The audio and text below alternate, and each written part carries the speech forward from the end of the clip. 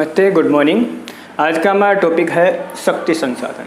इसका जो अधूरा भाग था हमने पिछली वीडियो में खनिज की परिभाषा, खनिज के प्रकार और खनिज की निष्कर्षण की विधियों के बारे में पढ़ा था। आज हम शक्ति संसाधन के बारे में पढ़ेंगे। अब शक्ति संसाधन, देखिए शक्ति संसाधन या ऊर्जा के संसाधनों का हमारे जीवन में बहुत ही महत्वपूर्ण स्थान है। उद्योग हो, कृषि हो, परिवहन, संचार या प्रतिरक्षा, इनके लिए हमें शक्ति के संसाधनों की आवश्यकता पड़ती रहती है। मतलब इन चीज़ों को लिए उपयोग में हमें शक्ति संसाधनों की आवश्यकता पड़ती रहती है। अब शक्ति के संसाधनों को मुख्य रूप से दो भागों में वर्गीकृत किया जा सकता है, जिसके अंतर्गत एक है परंपरागत और एक है गैर परंपरागत ऊर्जा के संसाधन। तो शक्ति के संसाधनों को हमने दो भागों में बांटा है। एक है परंपरागत स्रोत और एक है गैर परंपरागत स्रोत।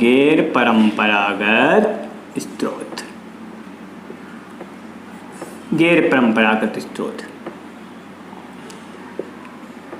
सबसे पहले हम परंपरागत स्रोत के बारे में जानेंगे। अब देखिए शक्ति के संसाधनों के अंतर्गत परंपरागत स्रोत वे है जिन्हें लंबे समय से सामान्य उपयोग में लिया जा रहा है। मतलब वह शक्ति के संसाधन जिनका लंबे समय से सामान्य रूप में उपयोग में लिया जा रहा है, ये परंपरागत शक्ति के संसाधन कहलाते हैं, जिनमें ईंधन और जीवाश्म ईंधन ये जो है परंपरागत शक्ति के संसाधन कहलाते हैं। अब देखिए इनको हमने दो भागों में बांट दिया। पहला था ईंधन और दूसरा था जीवाश्म ईंधन। दूसरा है जीवाश्म ईंधन। अब देखिए ईंधन क्या होता है। ईंधन के लिए आप लोगों ने देखा होगा, देखिए ईंधन की हम चर्चा करते हैं। ईंधन का उपयोग पकाने व ऊष्मा प्राप्त करने में किया जाता है। ईंधन का जो उपयोग होता है खाना पकाने में या फिर ऊष्मा प्राप्त करने में किया जाता है। अब इसके अंतर्गत ईंधन के रूप में जब हम चर्चा करते हैं तो हमारे देश में काम में आने वाले, हमारे देश में उपयोग में लिए जाने वाली ऊर्जा का 50% हिस्सा जो है वो ईंधन से ही प्राप्त किया जाता है। देखा होगा आपने गाँव में खाना पकाने के लिए, चूल्हा जलाने के लिए जिस ईंधन का प्रयोग किया जाता है, उन ईंधनों के आधार पर हमारे उपयोग में जो ऊर्जा ईंधन आते हैं उसका 50% हिस्सा, ऊर्जा का 50% हिस्सा इन ईंधनों से ही प्राप्त किया जाता है। इनमें आता है ईंधनों के अंतर्गत जिसे जलाने के लिए हम लकड़ियाँ लेकर आते हैं, पेड़ पौधों काट कर, वह लकड़ी ईंधन के रूप में प्रयोग में लाई जाती है। दूसरा इस परंपरागत स्रोत के अंतर्गत आता है जीवाश्म ईंधन। आपने देखा होगा पेड़ पौधे या जीव जंतुओं का शरीर लंबे समय तक धरातल में दबे रहने के कारण लाखों वर्षों तक दबा रहता है ना। पेड़ पौधे की पत्तियां होती है, जीव जंतु होते हैं, ये जो जमीन में दब जाते हैं और लाखों वर्षों तक दबे रहते हैं। फिर उन पर ताप पड़ता है, दाब पड़ता है, उसके फलस्वरूप ये जो होते हैं जीवाश्म ईंधन में परिवर्तित हो जाते हैं और इन्हीं को हम जीवाश्म ईंधन के रूप में जानते हैं। अब जीवाश्म ईंधन की जब हम चर्चा करते हैं तो इन जीवाश्म ईंधनों में कोयला, पेट्रोलियम जो होते हैं ये जीवाश्म ईंधन के अंतर्गत आते हैं। तो ये थी परंपरागत स्रोत जिसके अंतर्गत हमने दो भागों में बांटा, ईंधन और जीवाश्म ईंधन। अब देखिए हमारे यहाँ पर जो परंपरागत स्रोत है ये सीमित है, परंतु बढ़ती जनसंख्या की मांग जिस प्रकार से इन संसाधनों के प्रति बढ़ रही है, उन संसाधनों को प्राप्त करने के लिए जैसे बढ़ती जनसंख्या की मांग बढ़ती जा रही है, वैसे वैसे हमारे यहाँ पर इन संसाधनों की जो विकास दर है, मतलब इनकी पैदा होने की, इनकी बढ़ने की, इनकी प्राप्त करने की क्षमता जो है, बनने की क्षमता वो बहुत कम है। यानी मांग ज़्यादा है और इनका बनना का जो स्तर है वो उपलब्ध कम है। इसलिए हमारे यहाँ पर संसाधनों का एक समय ऐसा आएगा कि संसाधन खत्म हो जाएंगे। कुल मिलाकर जो परंपरागत स्रोत है इन पर जनसंख्या का बढ़ता दबाव इन संसाधनों को समाप्ति की ओर लेकर जा रहा है, जिससे अब हमें इन परंपरागत स्रोत खत्म होने की संभावनाएं पैदा हो गई है। तो इनके विकल्प के रूप में हमने दूसरे संसाधनों पर निर्भर होना पड़ेगा। और उन संसाधनों को हम कहते हैं गैर परंपरागत संसाधन। अब हम पढ़ेंगे गैर परंपरागत संसाधन। गैर परंपरागत संसाधनों के अंतर्गत देखिए गैर परंपरागत संसाधन, परंपरागत स्रोत। अब देखिए गैर परंपरागत स्रोत की अवस्था में तब पड़ी जब जाकर परंपरागत स्रोतों पर हमारी निर्भरता बढ़ गई और परंपरागत स्रोत एक तरह से विलुप्त होने के गायब पहुंच गए, मतलब समाप्ति के गायब पहुंच गए। तब हमने इसके विकल्प के रूप में गैर परंपरागत स्रोतों की उपयोग लेना शुरू किया। इनके बारे में चर्चा हम बाद में करेंगे। पहले हम पढ़ते हैं जीवाश्म ईंधन के अंतर्गत आने वाले जो स्रोत है उनके बारे में। जीवाश्म ईंधन सबसे पहले आता है कोयला। देखिए सबसे पहले आता है कोयला। ये बहुत आयात में पाया जाने वाला जीवाश्म ईंधन है। बहुत आयात में यानी ये बहुत अधिक मात्रा में ये जीवाश्म ईंधन पाया जाता है, मतलब ये बहुआयात में पाया जाने वाला जीवाश्म ईंधन है। इसका उपयोग हम घरेलू उपयोग के साथ साथ उद्योगों में भी लेते हैं। कोयले से बिजली विद्युत भी बनती है और कोयले से बनने वाली विद्युत को तापीय ऊर्जा कहा जाता है। जिस कोयले का हम उपयोग करते हैं ये कोयला लाखों वर्षों तक फर्न या दलदल के रूप में धरातल में ज़मीन के नीचे परतों के रूप में पाया जाता है। इसलिए हम इस कोयले को अंतर्हित धूप का नाम भी देते हैं। मतलब सबसे ज़्यादा मात्रा में ये कोयला जो जीवाश्म ईंधन है ये पाया जाता है। उसके बाद जीवाश्म ईंधन के अंतर्गत ही कोयले की तरह ही दूसरा जो स्रोत है वो है पेट्रोलियम।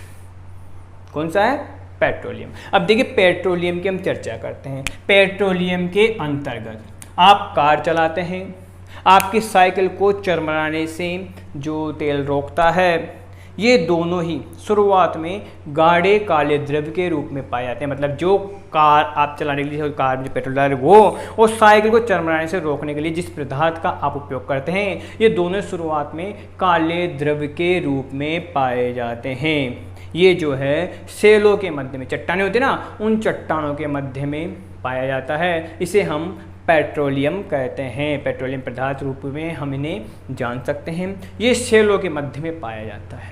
इन पेट्रोलियम पदार्थों को, इन पेट्रोलियम को वेधन करने के लिए, वेधन मतलब पेट्रोल को, तेल को ज़मीन से निकालने की जो प्रक्रिया होती है वो वेधन कहलाती है। तो इनका वेधन अपतटीय व तटीय तेल क्षेत्रों में किया जाता है। मतलब तटीय इलाकों में, समुद्र तटीय इलाके या तटीय इलाकों में इन तेल को निकालने के वेधन लगाए जाते हैं। वहाँ से इन तेलों को निकाला जाता है। फिर इसको तेल को गाढ़े काले तेल को निकालने के बाद परिष्क्रमणशाला के अंतर्गत इनकी शुद्धिकरण करने के लिए परिष्क्रमणशाला में इन्हें भेजा जाता है और फिर उसके बाद में इनमें से पेट्रोल, डीजल, केरोसिन, मोम के रूप में बहुत से पेट्रोलियम पदार्थ हमें प्राप्त होते हैं। पेट्रोल और पेट्रोलियम पदार्थ व इनके जो उत्पाद है जिनके अंदर मोम आता है, डीजल आता है, केरोसिन आता है, इन सबको हम काला सोने के रूप में जानते हैं। क्या कहते हैं? काला सोना। अब देखिए हमारे सामने क्वेश्चन आ सकता है,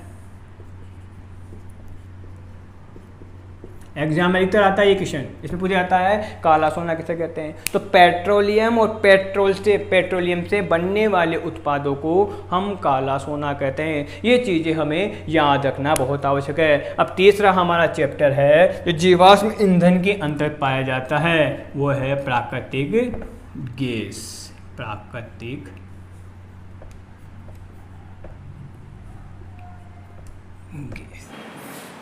गैस। प्राकृतिक गैस जो होती है पेट्रोलियम निक्षेपों के साथ में पाई जाती है। ये तब निर्मित होती है जब अपरिष्कृत तेल को धरातल पर लाया जाता है। मतलब अपरिष्कृत तेल जब निकाला जाता है उस समय यह गैस निर्मित होती है। अब इस गैस के लिए कहा जाता है कि इसका उपयोग घरेलू उपयोग के साथ साथ वाणिज्यिक ईंधन के रूप में भी इसका उपयोग किया जाता है। दुनिया में बहुत कम देश ऐसे हैं जिनके पास में प्राकृतिक गैस के पर्याप्त भंडार उपलब्ध है। प्राकृतिक गैस जो है पेट्रोलियम जब क्रिया की जाती है, वेधन किया जाता है, उस समय ही हमें प्राप्त होती है।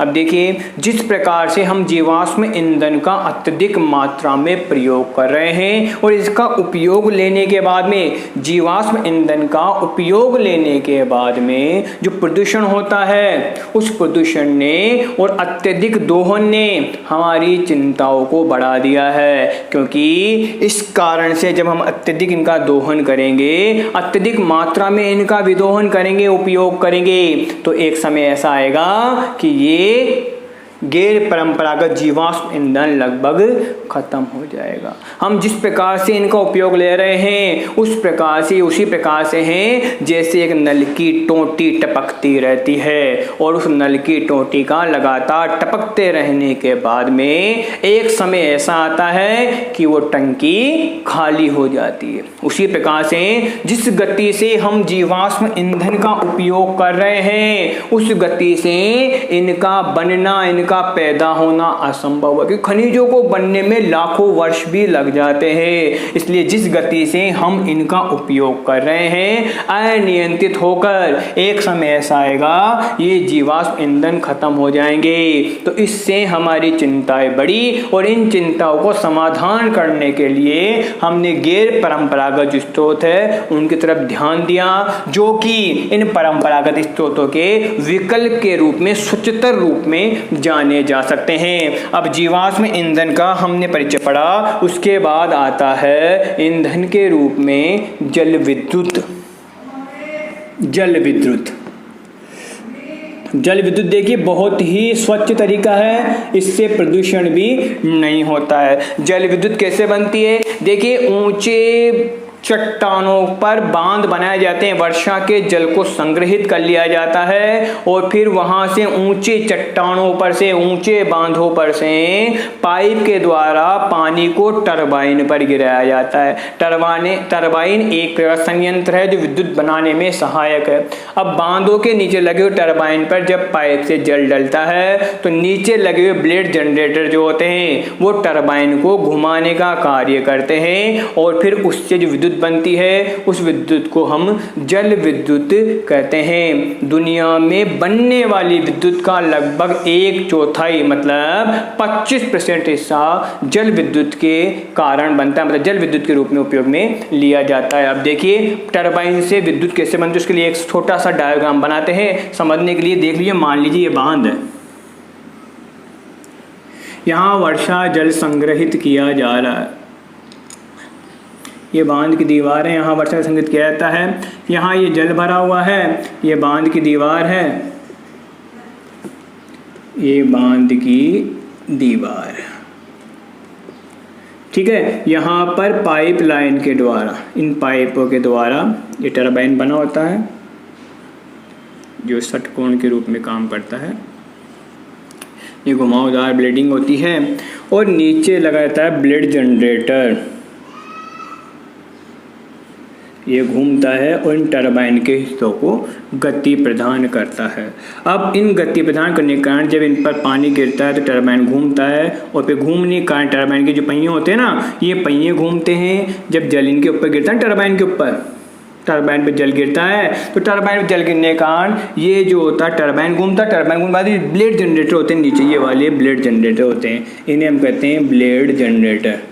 ये ब्लेड होती है, और ये जो हिस्सा होता है यहाँ पर टरबाइन के पास में जनरेटर लगा रहता है, जिस जनरेटर में टरबाइन में पानी गिरने के बाद ब्लेड घूमती है, ब्लेड घूमने के बाद में यहाँ से विद्युत इस जनरेटर में इकट्ठी हो जाती है, और फिर जो ये विद्युत बनती है ये विद्युत जल विद्युत कहलाती है। अब इसके आधार पर हमने परंपरागत ऊर्जा के संसाधनों के बारे में, स्रोत के बारे में पढ़ा, और अब हमारा चित्र चलेगा गैर परंपरागत स्रोत। अब देखिए गैर परंपरागत विद्युत क्यों पड़ी, क्योंकि मनुष्य की जनसंख्या बढ़ती जा रही है और अनियंत्रित रूप से वो इन परंपरागत स्रोतों का उपयोग कर रहा है। जो परंपरा चली आ रही थी, पुरानी प्रणाली थी, उसके आधार पर लगातार उपयोग कर रहा है। परंतु इस उपयोग के माहौल में, अनियंत्रित उपयोग के माहौल में वो ये भूल गया है कि ये परंपरागत संसाधन एक दिन खत्म हो जाएंगे। क्यों? क्योंकि इनको बनाना बहुत मुश्किल है। क्यों मुश्किल है?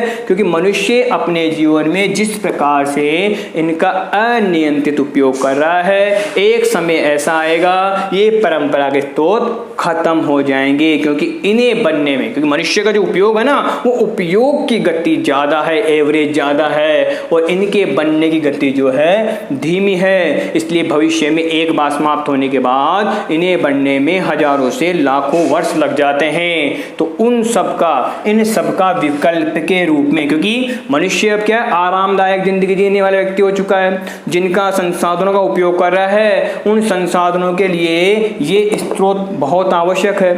अब इन आवश्यकताओं पर उनकी निर्भरता इतनी बढ़ गई है कि इनके बिना अब उनका काम नहीं चलेगा, उनके संसाधन नहीं चलेंगे। तो अपने संसाधनों के रुक जाने पर मनुष्य का जो कार्यक्रम होता है, मनुष्य का जो क्रियाकलाप होता है, वो एक तरह से बाधित हो जाएगा, क्योंकि ये समाप्त हो जाएंगे। जैसे मान लो कार है, अब जब ये समाप्त हो गए, कार कैसे चलेगी?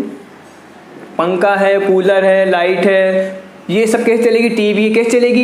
इनका विकल्प खोजने के लिए मनुष्य ने अब परंपरागत स्रोतों को छोड़कर गैर परंपरागत स्रोतों की तरफ ध्यान देना शुरू कर दिया है, जिस कारण से वो इनका विकल्प है। और इन विकल्पों के रूप में अब मनुष्य अपनी सुख सुविधाओं को और ज्यादा मात्रा में उपयोग में लंबे समय तक ले सकता है। परंतु मनुष्य के द्वारा किए जा रहे अनियंत्रित उपयोग से एक दिन ऐसा समय भी आएगा कि ये जो गैर परंपरागत ऊर्जा स्रोत है, इन पर भी संकट उत्पन्न हो जाएगा।